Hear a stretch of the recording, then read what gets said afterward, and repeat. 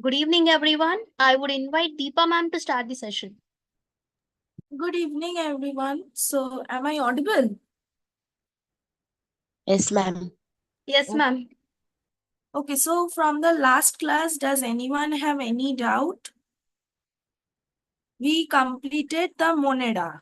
And apart from this, we have also completed the first part of the chapter, which is the living world, right?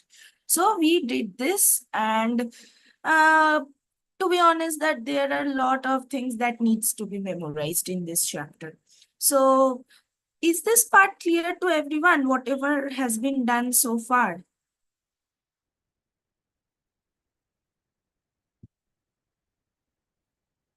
Okay, so let's start with the protista today. So we learned about the five kingdom classification. We learned about the two kingdom classification. We knew that two kingdom classification was an absolute failure. Then three kingdom came, three kingdom became a failure too. And then Whittaker in 1969 proposed the five kingdom classification: Monera, Protista, Fungi, Plantae, Animalia. Monera has been already done.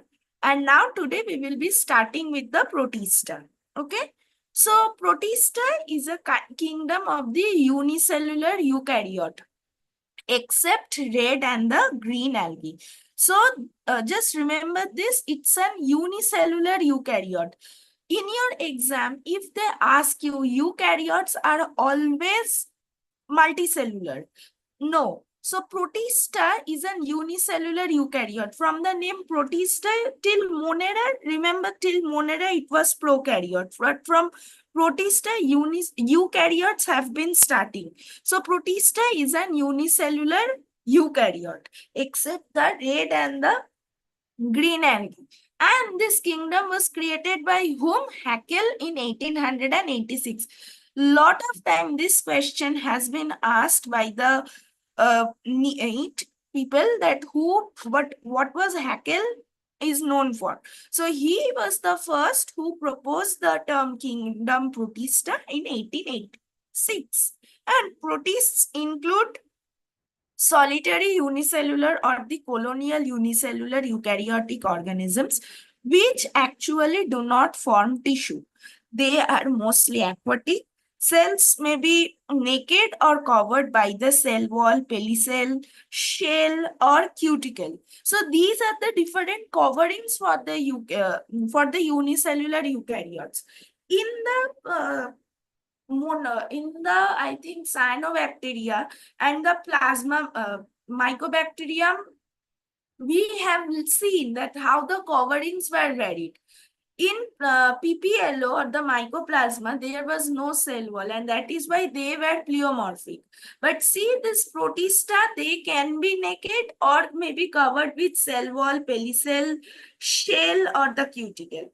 A well-defined nucleus is present, and protists can be uninucleate, binucleate, or maybe multinucleate. Uninucleate means one nucleus. Binucleate means two nucleus. Multinucleate means there can be more than one nucleus. See, the condition is, okay, wait.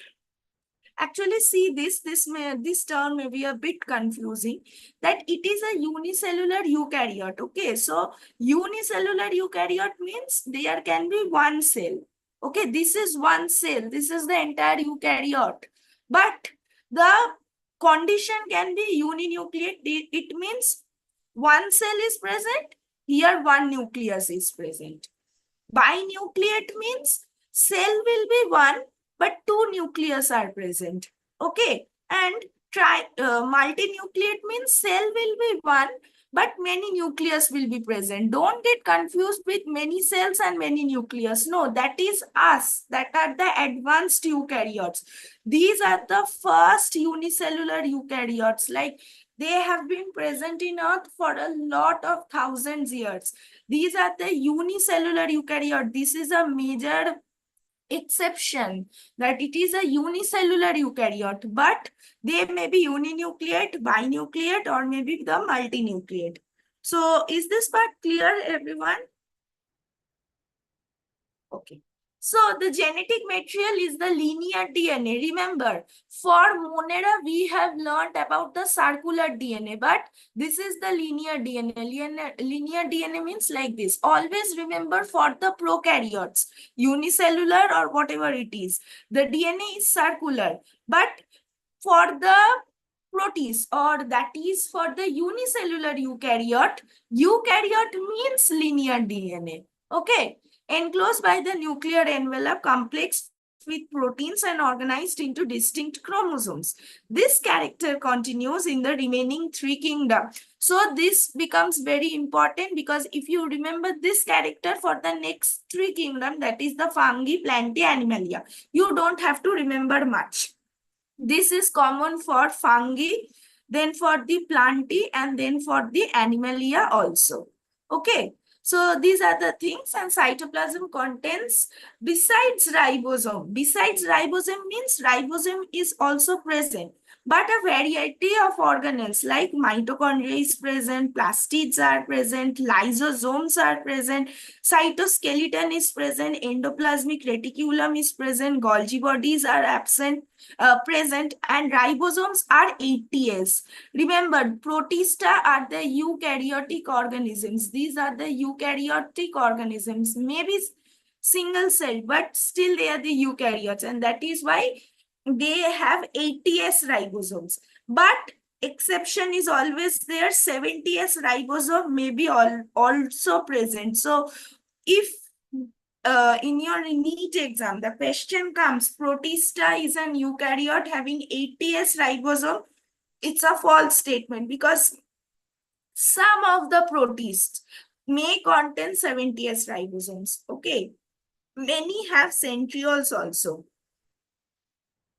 Okay. Cytoplasm is always in motion, and the mitochondria is called the cytoplasmic streaming or the cyclosis. What does this mean? That this is the cell. Okay, this is the cell, and here this is the nucleus. Maybe I am considering a uninucleate condition of the protist, and this is the cytoplasm. Okay, this is the cytoplasm, and this cytoplasm is always moving.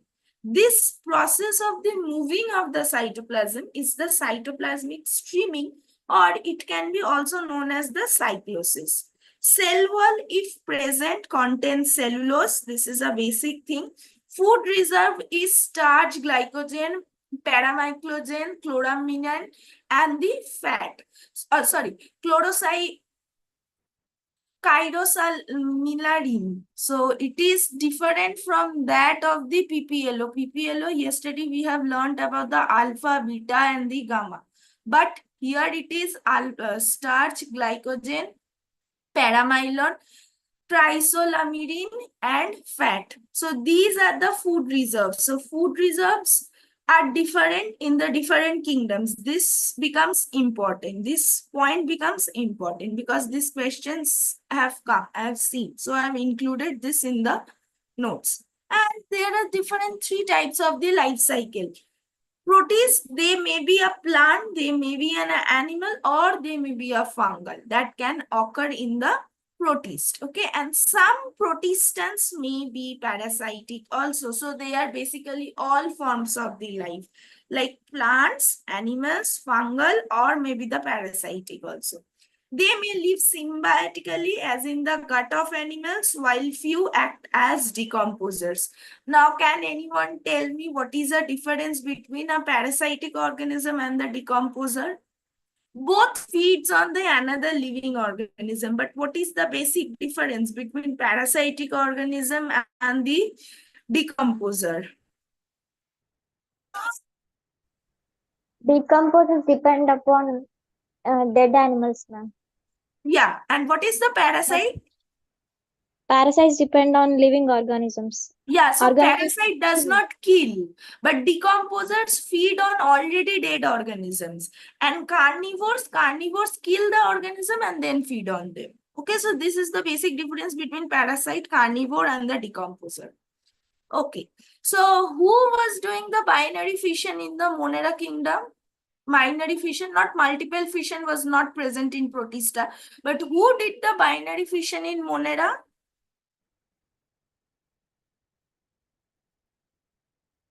Can you remember? The largest kingdom. Binary fission. Bacteria. So bacteria was the thing who was performing the binary fission in the Monera kingdom. But in Protista as a whole performs binary fission. They can perform budding also, multiple fission also, plasmotomy also, cyst formation also, sporulation also. See, asexual and sexual, both kinds of the reproductions are very important in Protist. So they have a choice that whether they will be involving uh, a sexual reproduction or the sexual reproduction. Yesterday, someone was asking me about the budding was considered to be meiosis or mitosis. I told you that these are the separate things. Budding is just like getting two different organisms, but after reproduction. But and this comes under the sexual reproduction. So see, Protista is a good example. Whoever was asking me the doubt yesterday that asexual and the sexual reproduction are quite different. Asexual reproduction are budding, binary fission, multiple fission, plasmotomy, sporulation, cyst formation, and the sexual reproduction involves meiosis and the karyogamy. So we will be learning about the meiosis and the karyogamy when we will be doing the cell division in the further classes. But for now, just remember, if the protista is deciding that they will be performing the sexual reproduction, then they will be doing this binary fission, multiple fission. And if they are doing the sexual reproduction, they will be using the meiosis and the karyogamy. Okay. So just wait.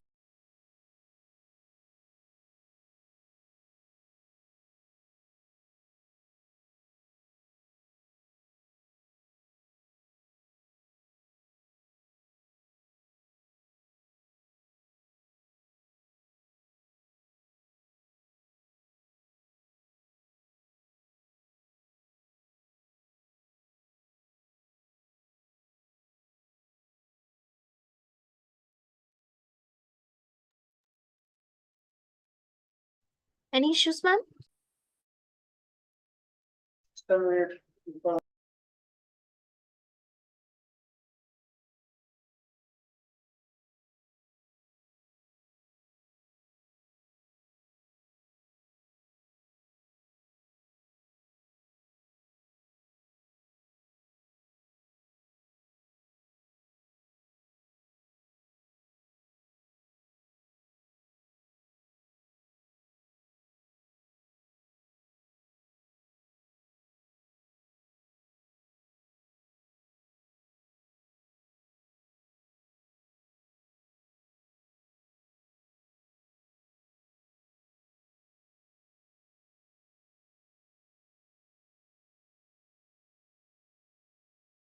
Hello,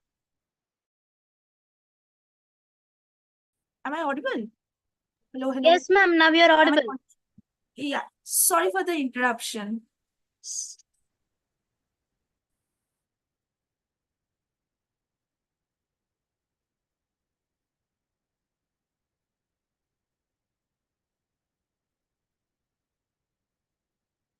Okay, so now coming to this part, what are the mitotic apparatus and what are these things? Okay, mitotic apparatus. So we have learned about that they are performing meiosis and the karyogamy. I told you that we will be learning about meiosis and the karyogamy in the further classes. Okay, so during cell division, in Protista, no embryo is formed. This is very important, except in exception. This is a quite a huge exception because all the organisms perform this. Right, all the organisms form an embryo during the reproduction, but they don't form an embryo. Actually, mitotic apparatus is formed during the cell division.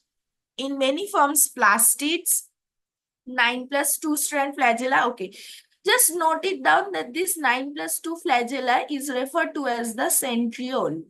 Okay, CENTRIOL.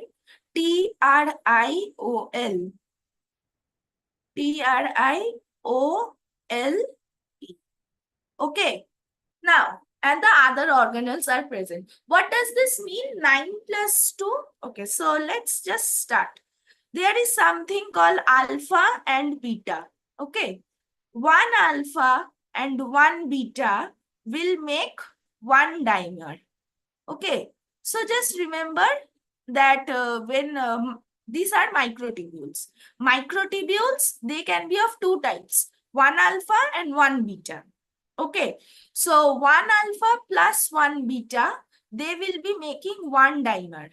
Okay, and many dimers together will form one protofilament. Not one dimer will form one protofilament, but many dimers. Okay, so one alpha, one beta will form one dimer, and then many dimers together will form one protofilament. Okay, now 13 protofilaments. What I told you, 13 protofilaments. 13 protofilaments will make one microtubule. What they will make? One microtubule.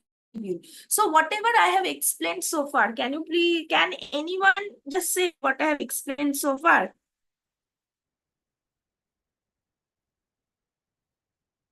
Can anyone say what I have explained so far?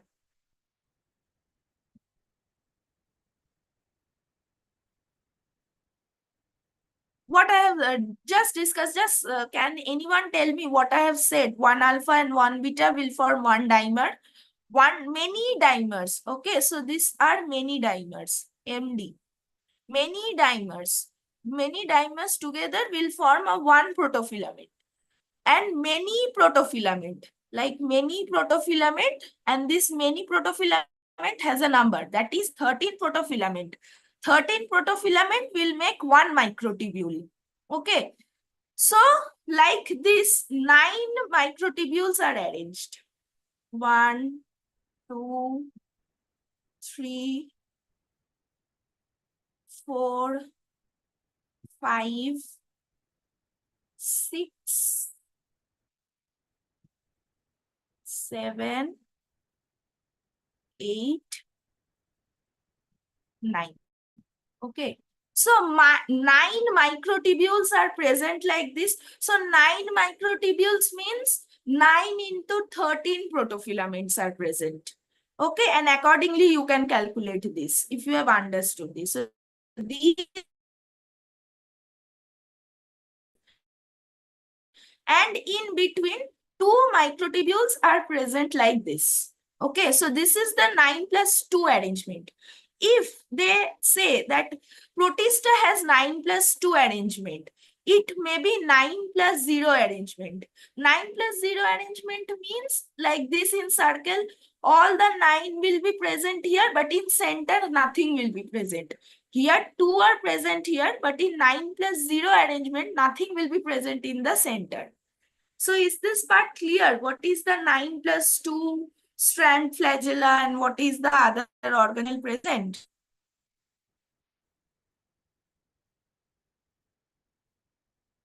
বোঝা গেল কি? So is this part clear to everyone? Just respond, just be interactive. And Yes. okay. So apart from this, 9 plus 3 arrangements are also present. 9 plus 3 means here 9 will be arranged like this, and in between here 3 will be present. Okay. So sometimes if the question comes tricky, they can ask you in 9 plus 3 arrangement, what will be the number of the protofilaments? So 9 plus 3 means how much? 12. So 12 into 13 protofilaments. Okay. Okay, so this is the centriolar arrangement, and this is what the centriole is and how they are attached. Nutritive mode of the organisms include photosynthesis, absorption, ingestion, and combination of this process. Okay, so organisms move by flagella, cilia, pseudopodia, contraction, mucilage, extrusion. So can anyone tell me what is the difference between a flagella and pili?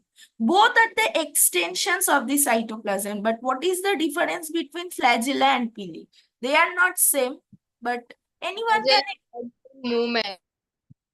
yeah, say. Flagella helps in movement of body. Yeah. And Pili?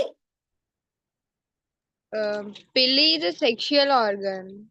Pili is actually a sexual organ that helps in the conjugation. Remember this. And flagella is the organ that actually helps in the movement. So protista. See, this protista, we as an advanced human, we just have legs to move. Protista is a unicellular eukaryote, but it has a choice. Yeah, it has a choice, like it can move through flagella, it can move through cilia, it can move through pseudopodia, it can move through contraction and also the mucilage extrusion. Okay, so it has different kinds of the choices. It can make the different choices. Kingdom protista, also called the protoctista, it is divided into three main groups. This is the protoctista, this is the recent name. Okay, nowadays people don't call protista, they call the protoctista. So they have three main groups. These are the photosynthetic, consumer, protozoan. I told you that protista can be plants, animals, even decomposers or the parasites. So obviously variations are always there. Someone who is performing photosynthesis, that same organism will not be able to perform the parasitic activity. Okay, so these are the different types. Okay, apart from the photosynthetic protease, you know about this protozoan protease. Protozoan organism, you know, dengue. That dengue stuff, that plasmodium is actually a protozoan protease. Just imagine, just think that the mosquito sucks our blood, right? And it is not killing us. Is it killing us? It sits, it sucks on our body. And if the disease condition is quite serious, then the obviously person will die. But it's not like killing the human in one bite, right? So that is a protozoan protist. Remember this. So photosynthetic protists are, okay, dinoflagellates or the dinophyceae. These names you have to remember, like Glenodinium, Gymnodinium, Goniulax, Nictulaca, Peridinium. And Noctiluca is very much similar to Nostoc, but Nostoc is a cyanobacteria, which is a type of Monera, and Noctiluca is a protist. Remember this, and they give questions on similar terms. Okay, so remember this. Diatoms are the class Basidiophyceae, which is the Navicula, Nitzia, Metocera, Campbella, Amphipleura, and Pinularia. And also the euglenoids, that is the euglena. Euglena is a euglena, Eutereptia, Ficus, and Peranima. Okay, so these are the names you have to remember. Apart from this, many other names are present in dinoflagellates, diatoms, and euglenoids. You can skip those names, but whatever is written in the slide, you can't skip, because these names are quite found in those previous year question papers. So these are the most important names. So obviously they become the most important names. Consumer protist means slime mold or myxomycetes. That is the Physarum and Physaria. Protozoan protist is the Giardia. Giardia causes a disease. Trypanosoma, Leishmania. These all causes the disease. Amoeba, entamoeba, plasmodium. Plasmodium, see, plasmodium is most important because I told you it is a malarial parasite. Paramecium. Paramecium, I don't think causes any kind of disease, but Leishmania, trypanosoma, Giardia, amoeba, entamoeba, these all causes different diseases in human. In class 12, there is a chapter called diseases. So there we will be learning the organism's name and the diseases. For now, just remember these are the protozoan protists. Okay. Consumer protists are slime molds or the myxomycetes like Physarum, Physarella, and so on. So these are some of the important like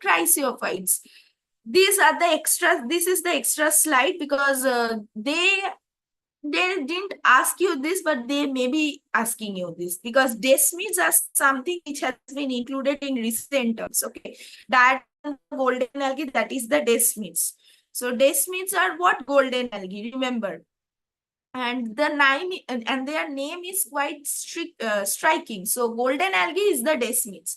Diatoms is the chrysophyta of algae which are known by the name golden algae. So golden algae becomes important. Golden algae, diatoms, and their phylum is what? Chrysophyta. And chrysophyta belongs to what? Algae. Okay. So they have been grouped under two main categories, that is the pinnate and the centric. Pinnate means bilaterally symmetrical and one is the radially symmetrical. Radially symmetrical means, have you seen the starfish? Your other teacher will be teaching you zoology, so she will be always teaching you the symmetry portion.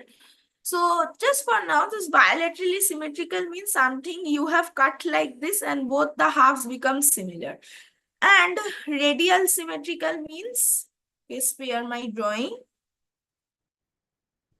Like this is the radial symmetrical. If you cut from here, if you cut from here, if you cut from here, you will be getting all the equal shapes. So that is the radial symmetrical. Starfish is a radial symmetrical. Bilaterally symmetrical is a sponge. Just imagine a sponge-like structure, tube. Basically, a sponge looks like this, a tube. So when you cut this, they becomes equal. So that is the bilaterally symmetrical. Okay. So in proteins, what is this pinnate? Pinnate is the bilateral symmetrical and centric types are the radial symmetrical.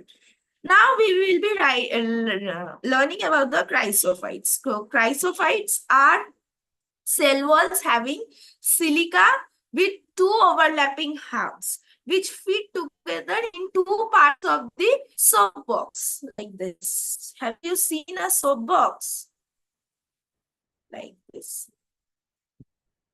So this is the basic structure for chrysophytes, that is the diatoms. So they have two overlapping structures. Okay, so we call it as the pinnate type, or they may be layered of the petri dish. Petri dish means like this. This is one petri dish. Okay, so next comes another petri dish. Next comes another petri dish. And so on. Okay, so pair of petri dish means the centric types and soapbox type is the pinnate. And their outer wall is the epithecia and inner wall is called the hypotheca. Epitheca is the outer wall and our inner wall is the hypotheca. Okay, so these are the basic things. Apart from this, you don't need to remember anything about the chrysophytes. So they are present both in the fresh water and the salt water, obviously, and important food of the aquatic animals. However, tricyophytes have how many species? Tricyophytes have 5,500 species which are marine. They have no flagella and they float mainly due to light storage lipids in them. So we have, in the starting, we have learned for the protista, there are different kinds of the storage molecules. So storage lipids are present and due to their silica impregnations, the wall of the diatoms are actually indestructible because silica is actually stronger than the cellulose. So that is the reason walls of the diatoms are how? They are indestructible. Okay. Does anyone has anything to say? Forgive, ma'am.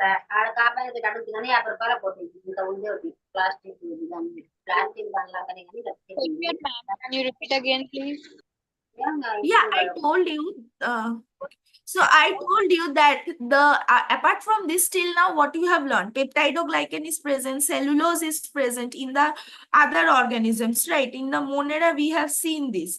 But here, what is happening is that the diatoms, they have silica. Okay, they have silica, and that is the reason their walls are indestructible. Indestructible means someone who can't be destroyed.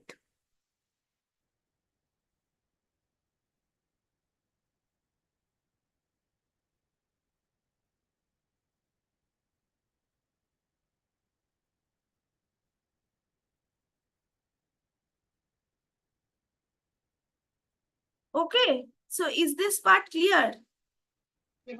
Yes, ma'am. Okay. Then chrysophytes, as a result of the diatomaceous earth formation, occurred due to the remains of the cell wall of the diatoms in the fossil. So fossil, whatever you are seeing, that is the remains of the cell wall of the diatom. Silica wall of the diatom is designed with the fine ridges, lines, pores, etc. And the ornamentations are either radially symmetrical, bilaterally symmetrical on either side of the long axis of the cell.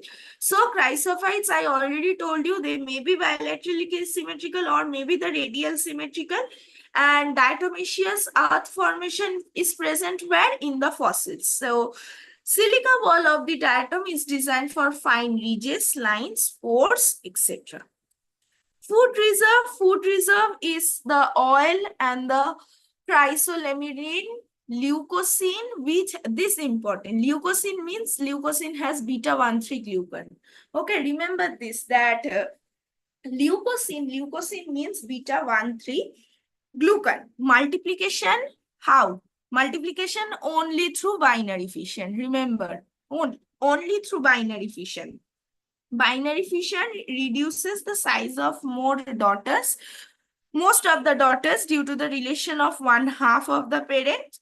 Because just imagine that one part of your body is falling down, and as a result, that part is developing into a daughter cell. So the part becomes less and binary fission is occurring and the size of the daughter cell is reducing. This is corrected to the development of the rejuvenation. Okay, this is corrected through the development of the rejuvenescent cells or the oxospores. Means you can imagine that suppose this is your chrysophyte, okay, and one part from of the chrysophyte falls off, and from this small organism will develop.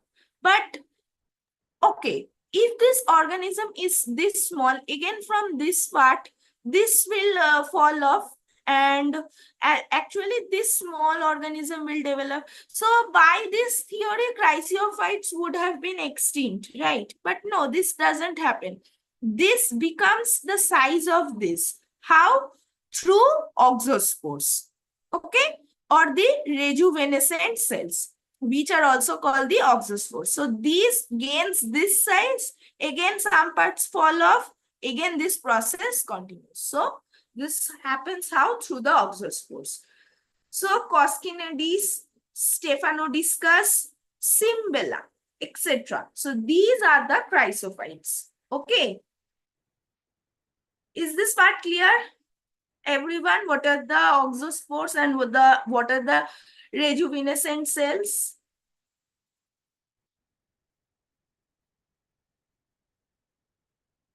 Okay. Diatoms exhibit slow guiding movements processed by streaming of the cytoplasm through grooves on the surface of the cell wall. Due to various designs over the cell wall, they have been regarded as the jewels of the plant kingdom. Just today, Google the chrysophytes, that is the diatoms. So diatoms, you can see they have the slow gliding movements streaming through the cytoplasm, and thus they are referred to as the jewel of the plant kingdom. Oils extracted from some fishes and whales are actually the ones produced by diatoms, because they live on the fishes, whales, and they produce the oil. So whatever oil you are getting from a fish or a whale, that are actually the products of whom? Diatoms. Okay, remember this. Diatomic deposits are accomplished by petroleum fields. Remember this, petroleum fields, what do you find? Diatoms. Much of petroleum of today is probably due to decayed bodies of the past diatoms. So this becomes very important because diatoms are providing us with what? Petroleum, right? So diatom is providing us with petroleum, and much of the petroleum decay is being provided through past diatoms. Diatomite is porous and chemically inert and therefore used in the filtration of sugar, alcohols, antibiotics. Diatomite is employed as a cleaning agent in toothpaste and the metal polishes. It is added to paints for enhancing the night visibility. These are the beneficial effects of diatoms. Like they are used for the purification of sugars, alcohols, antibiotics, even diatomaceous. So Monera bacteria is producing antibiotic and Porifera chrysophyte diatomite are producing stuffs that is used to clean that antibiotic to make it more pure. So have you seen how these five kingdoms are closely related with one another? So diatomite is employed as a cleaning agent in toothpaste, metal polishes, and is added to the paints for enhancing the night visibility. Have you seen the roads where the lights are being produced from the color? So that paint actually has the diatomite, which enhances the night visibility. So diatomite is empowered as an insulation material in refrigerators, boilers, furnaces. So diatomaceous earth is added to make soundproof rooms, good industrial catalyst, and a source of water glass sodium silicate. Diatomite was one time employed in handling and storing of the dynamite and the strong acids. These are again the important features of the diatomite. So diatomite are the insulation material for fridges, boilers, furnaces. So though in today's day, refrigerators don't use the diatomite. Okay, they use some other chemicals, but because diatomite is quite expensive and because they are very less in number, very less in number. So you can't just use a natural product in industrial basis for such a huge production. And diatomaceous earth is what? Is used to make soundproof rooms, good industrial catalysts, and so on. Okay, so next coming with the dinoflagellates. So diatomites we have done. We have completed the diatoms. So next comes the dinoflagellates. So these are all under what? Protista. So if you remember that slide, we have learned about the one that they may be of three types: diatoms, dinoflagellates. So now we have completed the diatoms. Now we are moving to dinoflagellates. What are dinoflagellates? They comprises the phylum Pyrophyta of algae, golden brown photosynthetic protists, and single cell, most of them surrounded by a shell made up of thick interlocking plates covered with the cellulose cell wall. Okay. So what are these? They are belonging to phylum Pyrophyta of the algae, golden brown photosynthetic protist.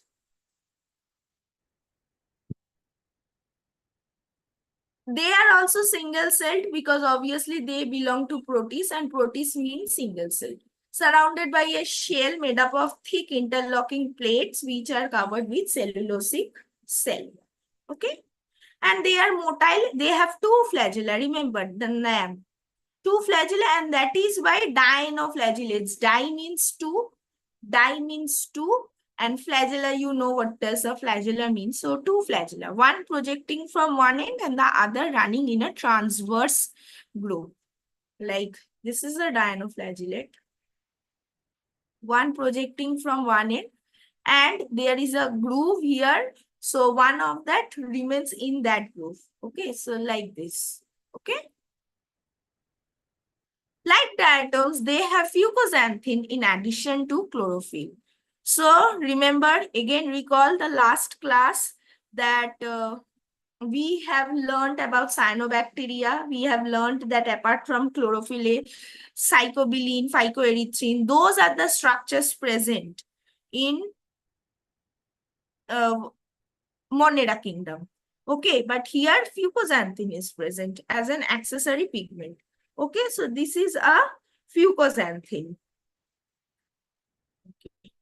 They are autotrophic or maybe head photosynthetic. Autotrophic means preparing their own food. Photosynthetic means they can perform photosynthesis. like Ceratium, Blastodinium is a colorless parasite on animals, and the food reserve is in the form of oils, polysaccharides. Most of dinoflagellates are marine, important photosynthesizer in the ocean. Occasionally, members like the goniolics accumulate in the large members in some parts of the sea, coloring the water red and are responsible for red tide. This is very important, that what is red tide. So goniolics accumulate in the water and they can be produced in large numbers. So they give the color red to the water, and this becomes very important. This question has come also, goniolax. Okay. So goniolax causes the red tides because it shows the bioluminescence or the phosphorescence and makes the sea look red. Some species of the dinoflagellates are poisonous to vertebrates, and when they accumulate, large number of fish in that region of the ocean may be killed. A non-contractile vacuole or pusule is present. So what is a pusule? Non-contractile vacuole or the pusule. What is a pusule? Does anyone have any idea what is a pusule?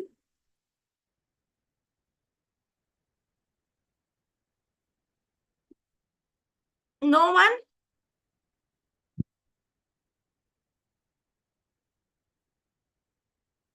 So what is a non-contractile vacuole? A non-contractile vacuole is actually a type of vacuole which are found only within the protist. Okay.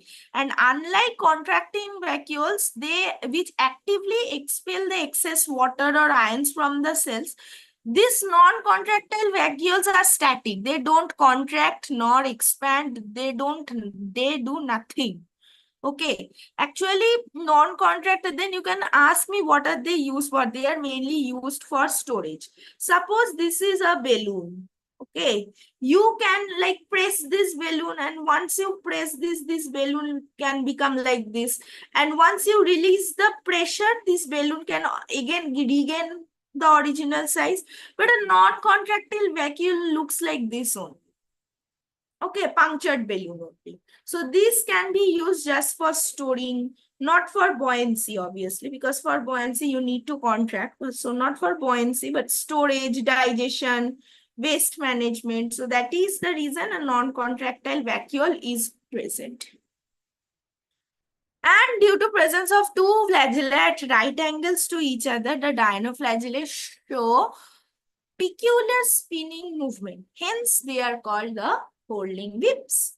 And nucleus is mesokaryon with condensed chromosome even in the interface. Histones are absent. Remember, these are the eukaryotes, but yet histone is absent. See, these are the eukaryotes, but yet histone is absent. Okay. Division occurs through dinomitosis, in which the nuclear envelope persists. As I told you, we will be learning the cell division in further classes. Remember, during cell division, nucleus has a covering and that covering gets dissolved. But in dinoflagellates, which is a type of protist, so that there the nuclear envelope persists even during cell division. And their histone is present even though they are what? Eukaryotes. So microtubule spindles are not formed. Chromosomes are eccentric and opaque. Acentric. Does anyone have any idea what is an acentric chromosome? Okay, so wait.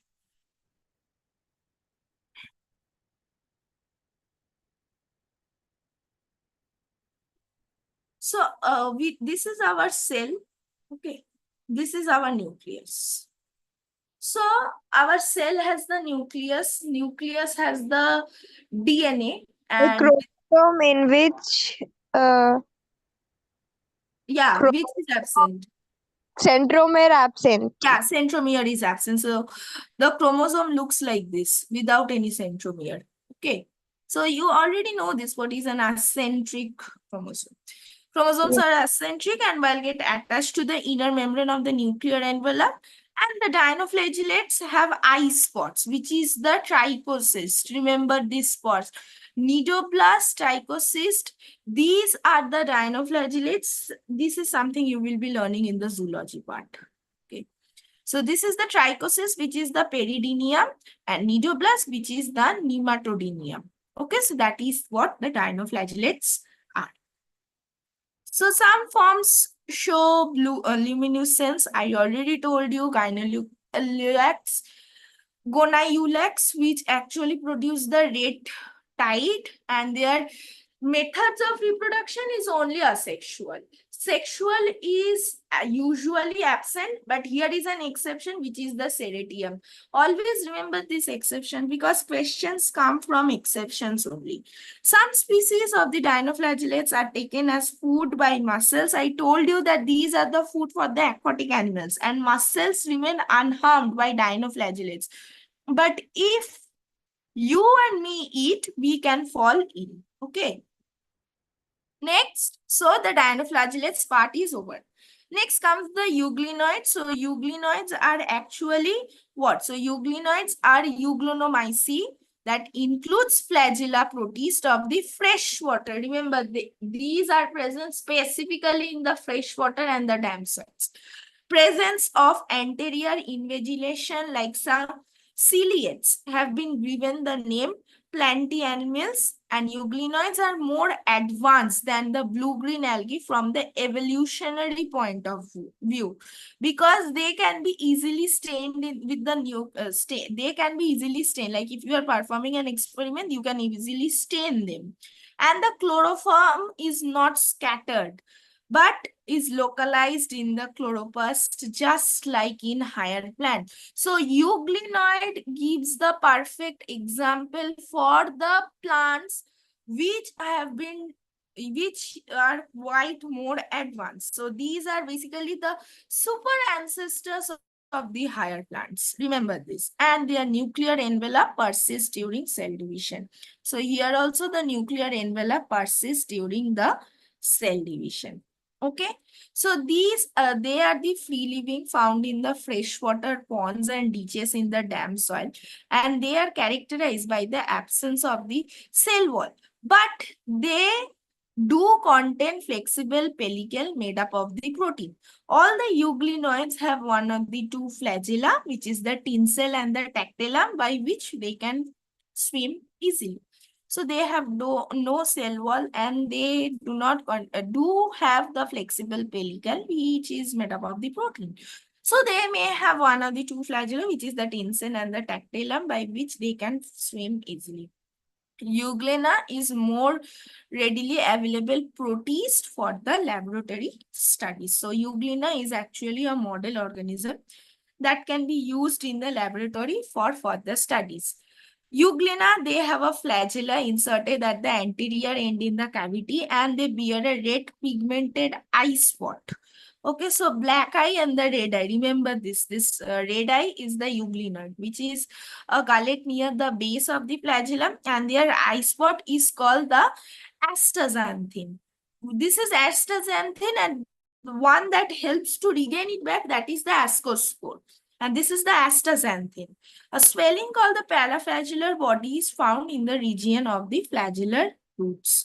Okay, so these are some of the extra informations of the euglenoids that you need to remember. Okay, so last we have learned about the dinoflagellates. The dinoflagellates, they have a what? They have the different chloroplastic pigments. Monera has different, and euglenoids have xanthophyll. Okay, so euglenoids have xanthophyll, chlorophyll B, and apart from this, their nucleus may have one or more nuclei. Pyrenoids may or may not be present, and some euglenoids are green and holophytic. Holophytic means like they can be preparing their own food. That is the photoautotropic, like any other plant. So as I told you, the euglenoids are just the super ancestors of the higher plants, and some may be non-green saprophytic like fungi or the bacteria. So see, same organism, but still they have quite vast specifications. Like one is like this, and another is like that. Okay. Some capture and insert the organisms like animals, holotropic. Green forms the saprophobic mode, the mode of the new pick up organic matter from the outside, which is the mixotropic mode of the nutrition. Holotropic or the phagotropic nutrition is absent in euglena. Euglenoids have storage in the form of the paramylum, which is chemically the starch and the glycogen. So even if you are forgetting these organisms, just remember their cell wall structure, what are their photosynthetic pigments, and what are their storage organs. In addition, apart from this, if there is any kind of specific organization you can remember, then obviously you can do that. Okay. Reproduction is usually asexual by the cell division, but sexual reproduction has been reported in one genus. Okay, again an exception. Mostly asexual, but sexual reproduction is present in one genus. Under favorable condition, euglenoids reproduce by simple longitudinal binary fission and disappears prior to division. Most of the species produce cysts having thick stratified membranes with deep red coloration due to synthesis of hematochrome. So this is another specific characteristics for euglenoid. Okay, they are having cyst, thick stratified membranes with deep red coloration, and hematochrome is also present. Okay, so is this part clear? So few more slides are left for the euglenoid. So we will be doing it in the next class. So is this part clear?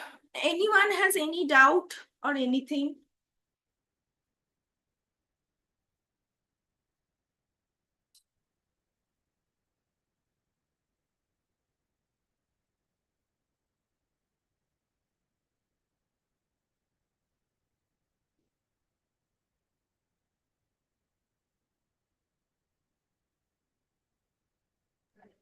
Yes, ma'am. Any issues? No, ma'am. I'm just asking the student if they Acha, have okay. any doubt. Okay. Like this is what I have done so far. No, ma'am, no doubt. Okay. So just go through the notes. If you face any doubts, we can be discussing it in the next class. Okay. So ma'am, that is all from my end. Yes, ma'am. Thank you, ma'am.